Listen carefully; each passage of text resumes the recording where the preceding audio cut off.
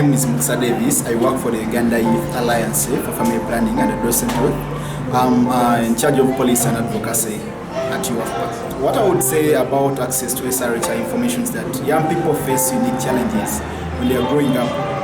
Whereas all the way from one, knowing more about their body changes, and also access to information and services, which still remains a challenge in this country. If you look at the different policies within the country context, they kind of limit in terms of accessing information at some ages.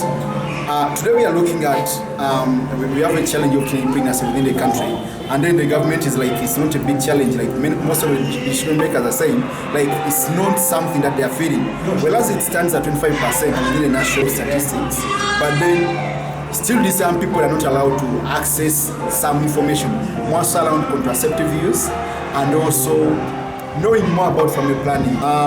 Since 2015, we have been looking at how best we can review the different policies so that they are reviewed, approved, and also implemented in those three kind of lines. But then you find that there is no kind of prioritization, this kind of policies at different levels, whereas it's not an issue to the government, but then we as young people is something that is limiting us in terms of accessing information and services. So far, we have engaged in a series of meetings when it comes to consultations at different levels, and then right now where it is, it's at area regulatory impact assessment, because apparently there was a change in terms of laws within the government institutions that there is no policy that should be passed without going through the same kind of process. The policy, we have tried to make sure the draft is kind of inclusive, but it's not inclusive enough. Whereas it leaves some people behind, more so the young LGBT are not included in the policy because they feel it's just global, it's just something foreign. But these are the young people we live in and also face this kind of unique challenges in a way. So it's not 100% inclusive, and also we feel the government should work more around the same. Ideally, my experience was really great because this is a safe space.